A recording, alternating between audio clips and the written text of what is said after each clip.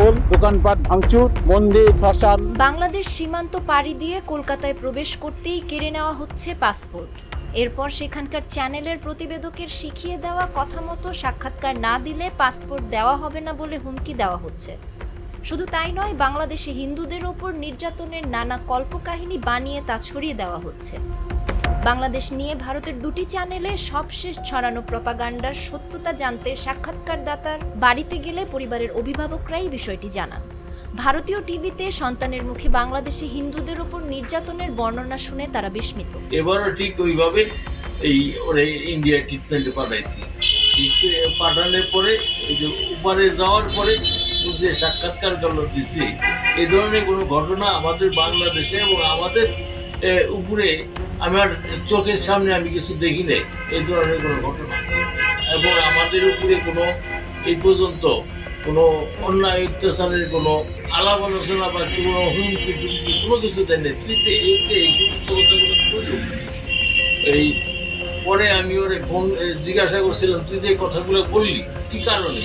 বলে আমার পাসপোর্ট নিয়ে যাইতেছি, পাসপোর্টে গেছি, আমার পাসপোর্টটা নিয়ে কইতেছে এই দেশের সম্বন্ধে কিছু এই যে সমস্ত ঘটনা বিভিন্ন জায়গায় হয়েছে এই সম্বন্ধে কিছু বলেন। তাই আমি বললাম, তুই যে ঘটনাগুলো যেগুলো কইছিস এগুলো কি ফরিদপুরেছি? তাই আমারে কইতে কইছে, আমি তাই কইছি। সম্প্রতি ভারতের এবিপি আনন্দ টিভিতে একটি সাক্ষাৎকার দেন শুভ কর্মকার। তিনি ফরিদপুর শহরের নীলটুলির স্বর্ণকার পট্টির নিউ গিনি ভবন জুয়েলার্সের স্বত্বাধিকারী সুনীল কর্মকারের ছেলে। ওই সাক্ষাৎকারে শুভ দাবি করেন, বাংলাদেশে খুবই খারাপ অবস্থা।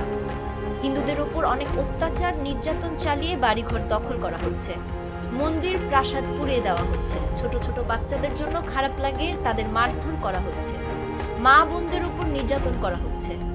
রাতে দোকান থেকে বাড়িতে যাওয়ার পর ভাবতে হয় সকালে দোকানের উদ্দেশ্যে আবার বের হতে পারবো কিনা।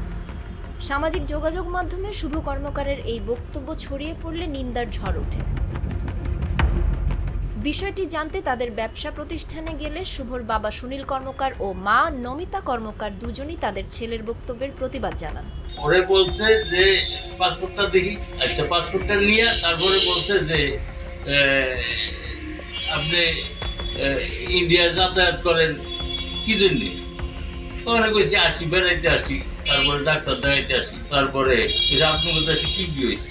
তখনে কইছে আপনার দেশে এই গণ্ডগোল হয়েছে। তখনই কইছে গণ্ডগোল হয়েছে, এই মেয়েদের উপরে অত্যাচার হয়েছে নাকি, ওই বাচ্চাদের উপরে অত্যাচার হয়েছে, এই সমস্ত কথা কন। এদিকে দ্য ওয়াল নামের আরেকটি সংবাদ মাধ্যমে এক তরুণীকে দেওয়া একটি সাক্ষাৎকারে নিজেকে বাংলাদেশ থেকে নির্যাতিত হয়ে 2 মাস ধরে কলকাতায় আশ্রয় নিয়েছে দাবি করেছেন ফরিদপুর জেলা ছাত্রলীগের সহসভাপতি অমিয় সরকার।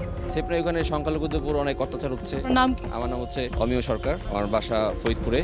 খোঁজ নিয়ে জানা গেছে, অমিয় সরকার 2021 সালের নভেম্বরে গঠিত জেলা ছাত্রলীগের কমিটির 8 নম্বর সহসভাপতি ছিলেন। পরের বছর অনুমোদিত কমিটি থেকে তাকে বাদ দেওয়া হয়। অবশ্য তার আগেই অমিয় সরকারের নাম ছড়িয়ে যায় খন্দকার মোশাররফ জামানার হেলমেট হাতুড়ি বাহিনীর অন্যতম ক্যাডার হিসেবে। তিনি ফরিদপুর জেলা আওয়ামী লীগের সাবেক সভাপতি সুবল চন্দ্র সাহার বাড়িতে হামলা মামলার অন্যতম আসামি। শিয়া বাটার ও ভিটামিন ই সমৃদ্ধ lily glam beauty soap. Lily, always be beautiful.